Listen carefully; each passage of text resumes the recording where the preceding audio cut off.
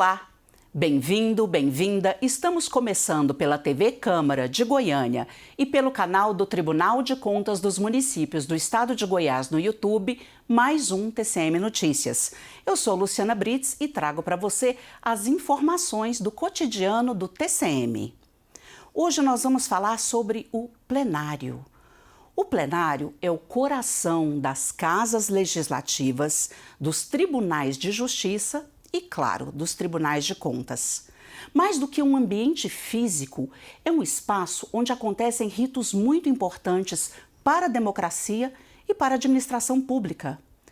Os debates, as argumentações e as decisões interferem na vida de cada um e de todos nós.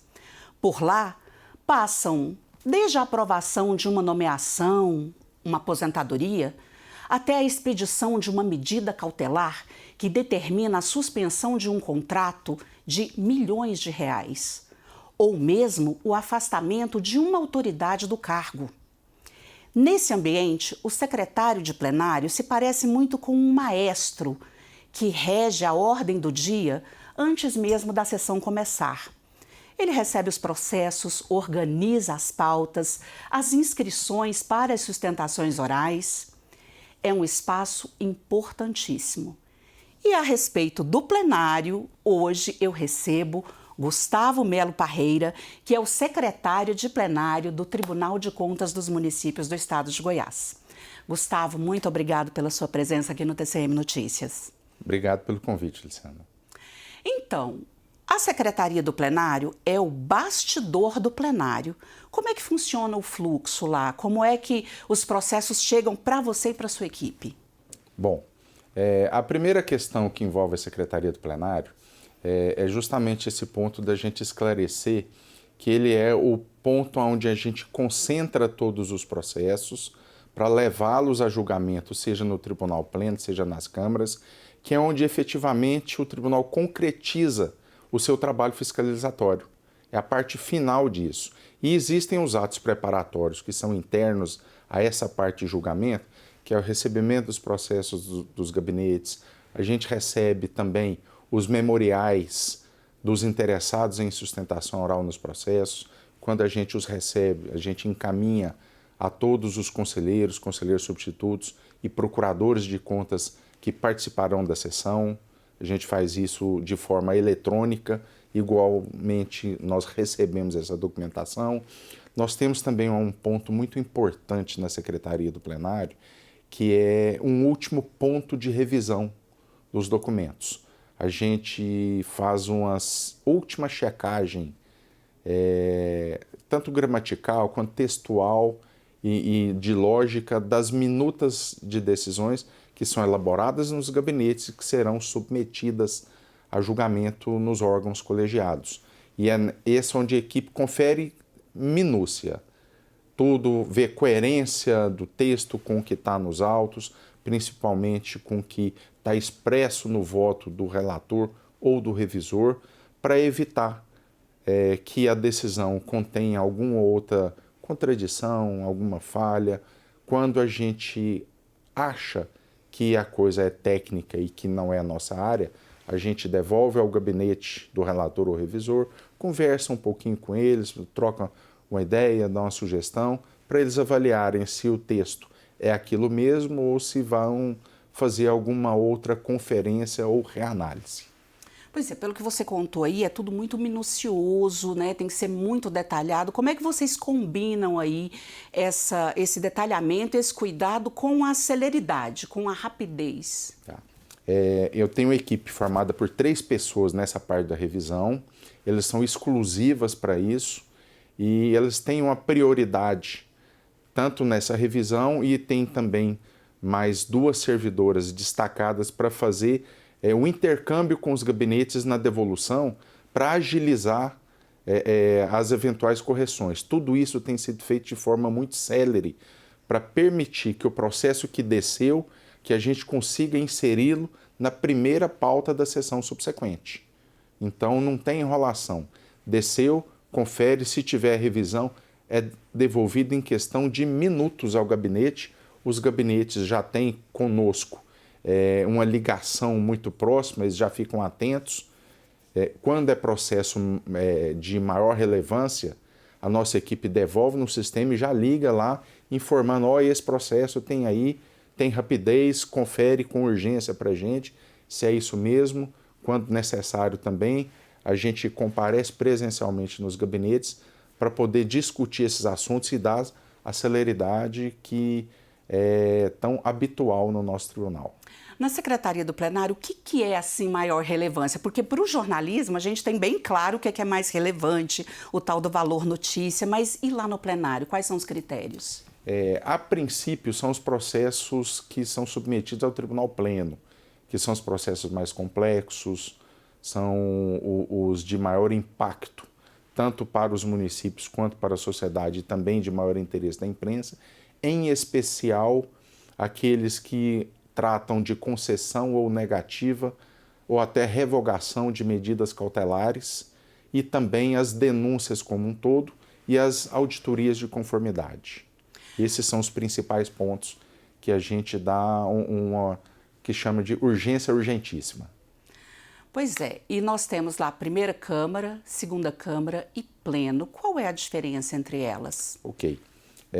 A principal diferença entre as câmaras, o Tribunal Pleno, já ainda na década de 80, resolveu subdividir as sessões para evitar congestionamento no Pleno, que é o órgão que julga questões mais importantes e principalmente processos em instância revisora, que são em instância recursal. Então ele definiu que para as câmaras ficaria o julgamento das contas de gestão, seja de gestores, de executivo, inclusive de prefeitos, tá? Então são as contas de gestão, atos de pessoal como um todo, processos relativos a subsídios e outros de menor impacto.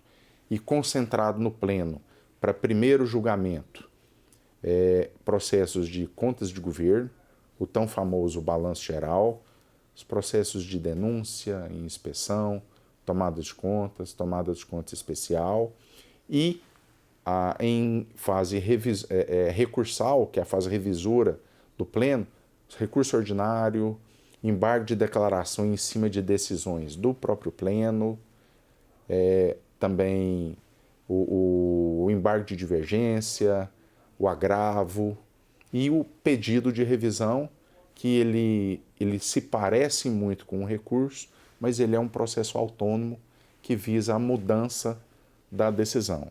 Quem olha, ele tem cara de recurso, tem cheiro de recurso, mas ele não é um recurso, tecnicamente dizendo. Daqui a pouco a gente continua, porque agora nós vamos saber como foi a primeira Câmara.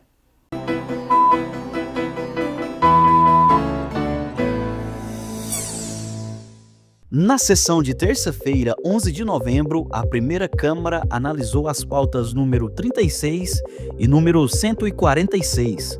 Foram julgados e aprovados 130 processos. Participaram da sessão os conselheiros Daniel Goulart, Francisco Ramos e Sérgio Cardoso, os conselheiros substitutos Maurício Azevedo e Pedro Henrique Bastos, o procurador do MPC, José Gustavo Ataíde, a tradutora Vanúzia Oliveira e a secretária de plenário Lorena Simão. A sessão foi transmitida ao vivo e pode ser revista no canal do Tribunal no YouTube.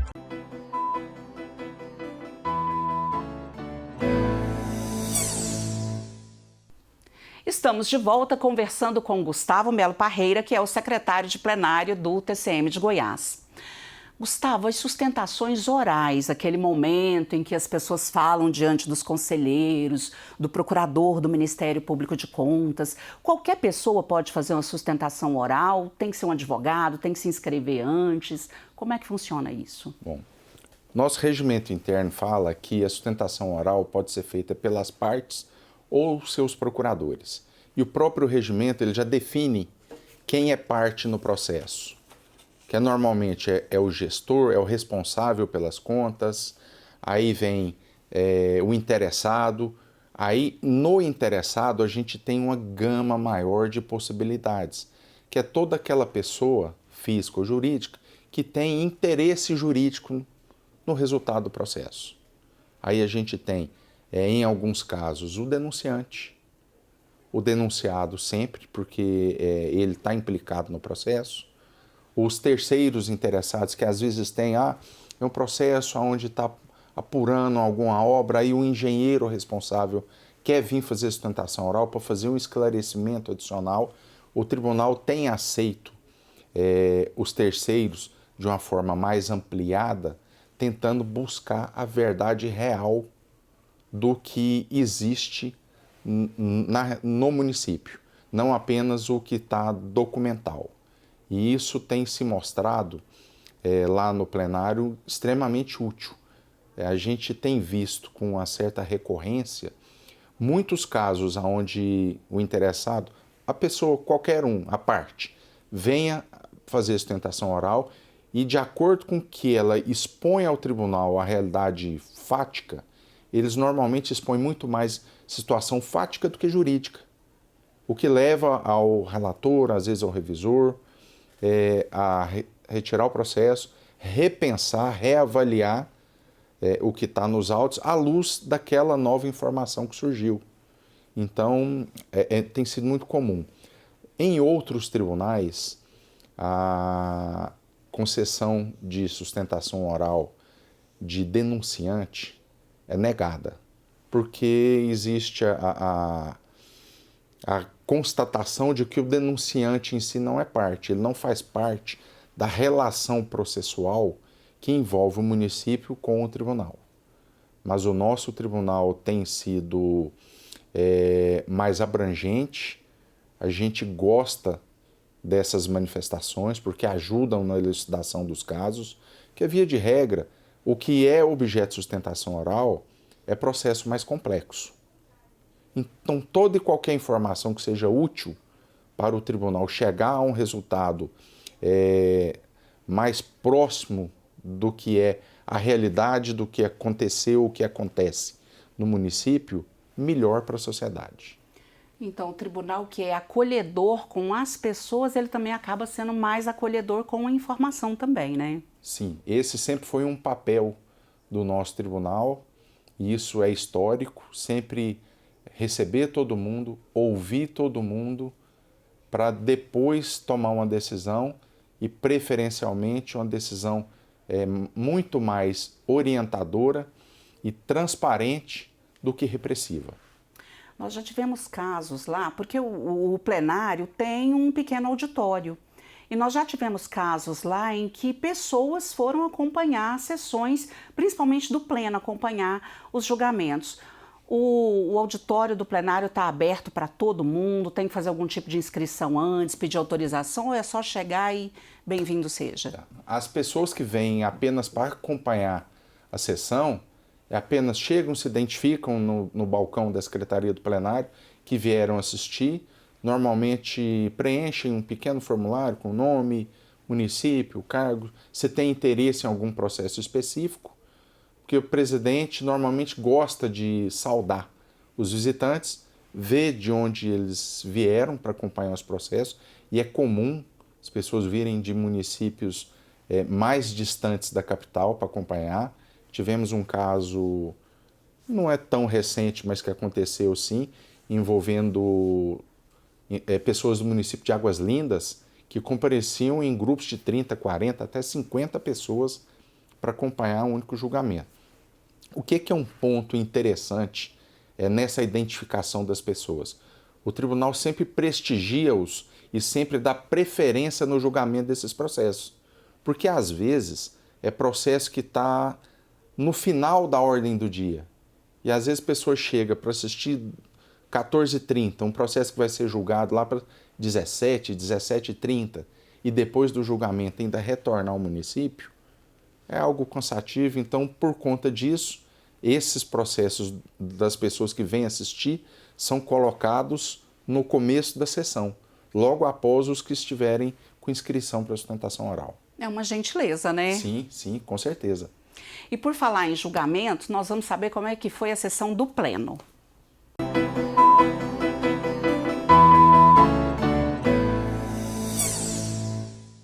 Na sessão de quarta-feira, 12 de novembro, o Pleno julgou 47 processos da pauta número 147. Participaram da sessão o presidente Joaquim de Castro, os conselheiros Francisco Ramos, Valcenor Braz, Daniel Goulart, Sérgio Cardoso e Humberto Aidar. Os conselheiros substitutos Maurício Azevedo, Flávio Luna, Laércio Guedes e Pedro Henrique Bastos. O procurador do MPC, José Américo da Costa, e o secretário de plenário, Gustavo Melo Parreira. O advogado Tadeu Aguiar fez sustentação oral em processo de Catalão, enquanto o advogado Renato Osvaldo Pereira falou em nome de uma empresa que é parte interessada de um processo de Caiapônia. A sessão do Pleno foi transmitida ao vivo e está disponível no canal do Tribunal no YouTube.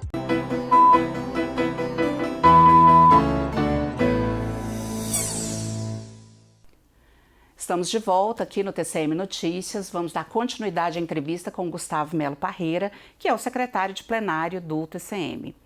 Gustavo, a demanda por linguagem simples veio para ficar, né? Você acabou de contar aqui para a gente que as pessoas vão assistir os julgamentos, tem toda a liberdade para conversar com os conselheiros, com os procuradores. De que forma a Secretaria de Plenário contribui para tornar a linguagem dos acórdãos mais compreensível, mais acessível, para que o maior número de pessoas compreenda o que está contido ali? A principal forma da Secretaria do Plenário contribuir nessa parte da linguagem simples é na revisão das minutas, porque esses documentos são elaborados nos gabinetes. E já existe uma diretriz geral no tribunal para que todos os nossos documentos sejam redigidos em linguagem simples. E isso já existe há um bom tempo. E existe um motivo muito básico para isso, que embora sejamos um órgão de controle, um tribunal de contas, os nossos documentos possuem vamos assim dizer, uma clientela muito específica, que são os parlamentares integrantes das câmaras municipais. E, conforme determinado na Constituição, o Tribunal de Contas é o órgão técnico. Então, a gente tem que fazer o levantamento técnico, o estudo técnico, o relatório técnico, mas a expressão final, que é na minuta, que é no acórdão ou no parecer prévio, ele tem que ser redigido de uma forma que qualquer pessoa da sociedade entenda o documento. E especialmente o vereador, que é o verdadeiro fiscal do município. É o principal fiscal do município, é o Poder Legislativo. Então, nossos documentos são a eles destinados de uma forma que qualquer integrante do parlamento consiga ler e entender qual foi a conclusão que o tribunal chegou em cada um dos seus processos. Pois é, só no ano passado, a Secretaria de Plenário recebeu mais de 30 mil solicitações, né? E quem mais demanda são justamente esses jurisdicionados, presidentes de Câmara, prefeitos, gestores de órgãos públicos, né? Como é que vocês se organizam lá para atender esse pessoal com celeridade? Bom, a gente tem uma equipe na Secretaria do Plenário que faz a triagem dessas demandas. Hoje, quase que 100% das demandas são feitas por meio eletrônico na nossa plataforma Ticket. Então, nós temos uma equipe que faz a triagem dessas demandas e redistribui para os servidores encarregados de elaborarem as informações e responderem aos jurisdicionados. Temos um caso de maior relevância, na verdade é de maior volume, que são solicitações de peças processuais de processos em andamento. Porque, via de regra, o processo como um todo só é acessível ao público externo a partir do primeiro julgamento de mérito. E aí são especificamente o parecer da nossa Secretaria de Controle Externo e o do Ministério Público. Então, quem quer o acesso antes, vai na plataforma Ticket, solicita e o tribunal disponibiliza o documento Normalmente é num prazo de 24 horas ou menos, muitos no mesmo dia. O que leva um prazo um pouco maior são os pedidos de certidão, quando dependem de interação de mais de uma unidade do tribunal, que são os casos de convênio especificamente, que precisa de manifestação da Secretaria do Plenário e da Secretaria de Controle Externo de Contas, e depois é remetido à presidência para a elaboração da certidão. Então tem um fluxozinho aí que leva de 1 a 3 dias, 4 dias normalmente para poder atender o jurisdicionado.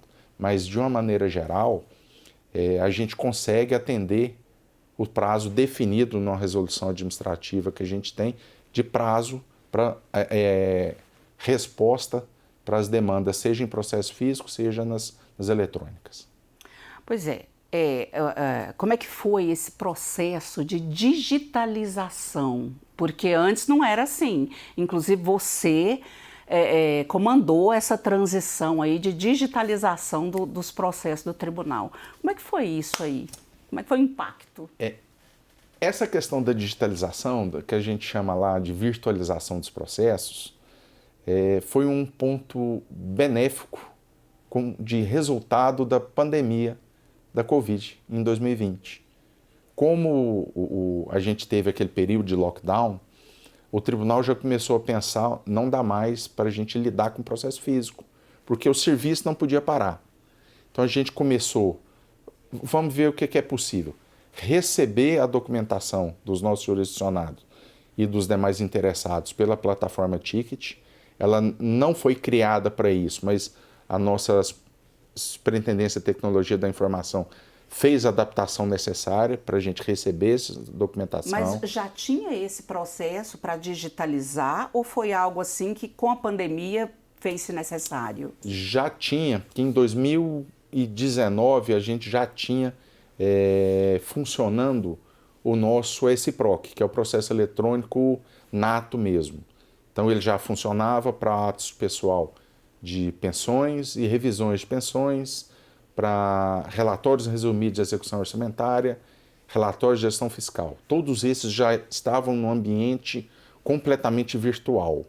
Os outros processos, que são de maior volume, que ainda não estavam, eram físicos. E aí a gente fez as reuniões, na época do lockdown, tudo ainda virtual, para a gente definir como é que seria a logística disso, o que é documento que a gente poderia abrir mão, que é dado, informação que a gente já recebia eletronicamente desde a década de 90, que movimento contábil e dados de pessoal a gente já recebe por meio digital desde a década de 90.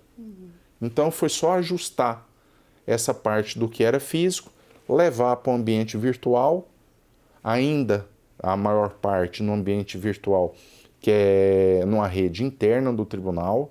Ele não é ainda um sistema web, mas que tem funcionado muito bem e tem reduzido sobremaneira a quantidade de processos nas áreas, o que reduz aí risco de extravio, risco de até mesmo dano a qualquer processo, uma goteira, uma chuva, qualquer coisa. Isso está sendo mitigado. E, por outro lado, qual que é a vantagem? Julgou o processo, fica automaticamente liberado para consulta na internet, o processo na íntegra para qualquer pessoa. Então, o mundo inteiro acessa tudo que o tribunal julga a partir do primeiro julgamento e não do trânsito em julgado. Isso tem a ver com a transparência, né? As sessões são transmitidas ao vivo, em tempo real, pelo canal do Tribunal no YouTube, ficam gravadas para quem quiser assistir depois. Além disso, o que mais no quesito transparência que é responsabilidade da Secretaria de Plenário?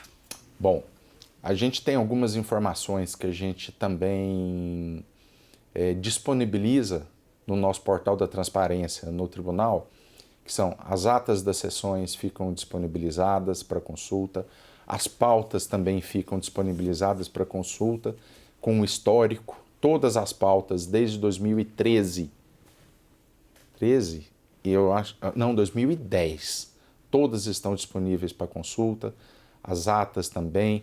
A gente também disponibiliza no portal da transparência as contas de todos os gestores que tiveram contas julgadas irregulares, independente se são as que têm débito ou não, está tudo lá. Os pareceres prévios nas contas dos prefeitos municipais, que são pela rejeição, também estão todos lá.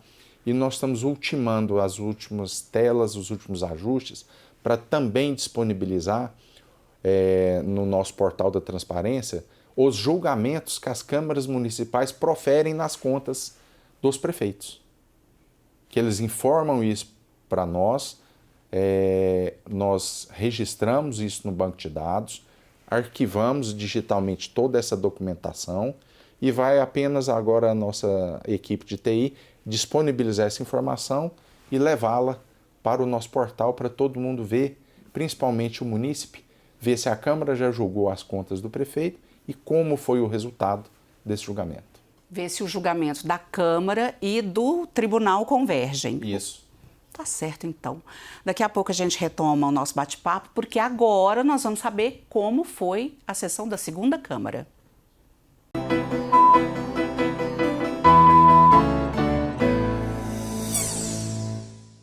Na quinta-feira, 13 de novembro, a segunda Câmara analisou a pauta número 148 e julgou 61 processos. Foram aprovados balancetes e aposentadorias. Participaram da sessão os conselheiros Valcenor Braz e Humberto Aidar, os conselheiros substitutos Flávio Luna e Laécio Guedes do Amaral, o procurador do MPC, Regis Gonçalves Leite, e a secretária de plenário, Daniela Diniz. A sessão foi transmitida ao vivo e pode ser revista no canal do Tribunal no YouTube.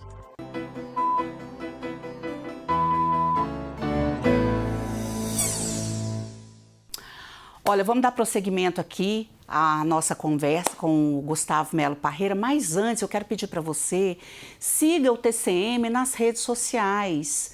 Acesse o nosso site www.tcmgo.tc.br. Você fica sabendo no site e nas redes sociais tudo o que acontece no tribunal, tá bom? Gustavo, deixa eu te perguntar uma coisa.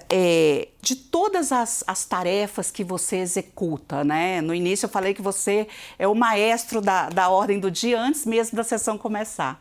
Qual que você diria que é a mais complexa?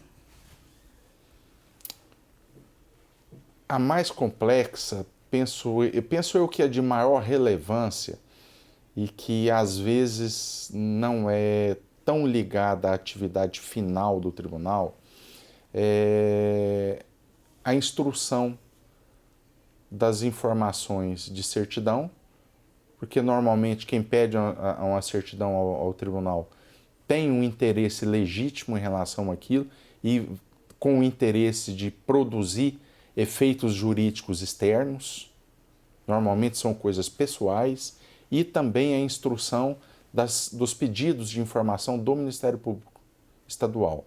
Porque quando o Ministério Público pede alguma coisa, é porque ele já tem algum indício de que algo está errado e ele busca no tribunal a informação para ele poder dar início aos seus processos judiciais contra autoridades municipais ou até mesmo empresas contratadas pelo poder público. Penso que isso são as coisas mais relevantes por conta do impacto que isso pode causar, seja na vida das pessoas quanto das empresas. Me diz uma coisa, uma pessoa que queira seguir a mesma carreira que você, que queira ser um bom secretário, uma boa secretária de plenário, quais são as qualidades que essa pessoa precisa ter? Primeiro ponto, ouvir muito, saber ouvir todo mundo. A convivência com o colegiado no tribunal nos ensina bastante, porque são 7 conselheiros, cada um com uma origem diferente, cada um com um pensamento diferente, mas que no momento do julgamento conseguem expor seu ponto de vista, seu parecer, seu ideal jurídico, sem desmerecer o que outro conselheiro ou conselheiro substituto já expôs nos autos ou tem demonstrado a sua manifestação quanto a determinado tema. De igual forma, os conselheiros substitutos também Então, todos eles conseguem receber o ponto de vista de um outro conselheiro substituto, procurador de contas, sem levar aquilo como uma paixão pessoal. Então, esse é o primeiro ponto. Aprender a ouvir sem paixões. Segundo ponto, pegar essas questões que estão sendo discutidas e refletir sobre elas depois e tentar contribuir com o tribunal em relação ao que está sendo posto. E terceiro, ler muito e estudar muito. Isso é fundamental. Pois é, a gente está caminhando aqui para o final da entrevista. Eu deixo o espaço aberto para você, Gustavo. Se há algo que você considere importantíssimo, relevante, que precisa ser dito, o espaço é seu. O que eu deixo como mensagem final é para todos aqueles que têm interesse no trabalho que o tribunal faz. Procurem o tribunal, podem se aprofundar. Todas as áreas do tribunal, da presidência, os conselheiros, procuradoria, até todas as áreas, secretarias, superintendências, gerências, coordenações, todos estão prontos para receber o cidadão, o jurisdicionado, ouvi-los, conversar, se for o caso, dar opinião, inclusive informais, que ajude a ele a conhecer melhor o órgão ou que sirva de algum subsídio para que ele consiga resgatar algo no seu município ou solucionar algo que está problemático. Então, portas abertas, seja presencial, seja por meios virtuais, que pode ser tanto pela plataforma Ticket como também por telefone. Pode ligar, todos nós somos abertos a atender todo mundo a qualquer tempo, a qualquer hora, sobre qualquer assunto que seja da nossa alçada. Conversamos com o Gustavo Melo Parreira, secretário de plenário do TCM de Goiás. Gustavo, muito obrigado pela sua presença, pela sua participação. Eu agradeço pela oportunidade, Luciana. Foi bom estar com todos. Muito obrigado a todos. Pois é, e aqui eu, Luciana Brits, encerro a minha participação aqui no TCM Notícias. O Luiz Carlos Lopes finalmente voltou das férias, gente. No próximo programa ele estará aqui e esperamos contar mais uma vez com a sua audiência, com o seu prestígio. A todos vocês, mais uma vez, muito obrigado. Fiquem todos com Deus e até uma próxima oportunidade.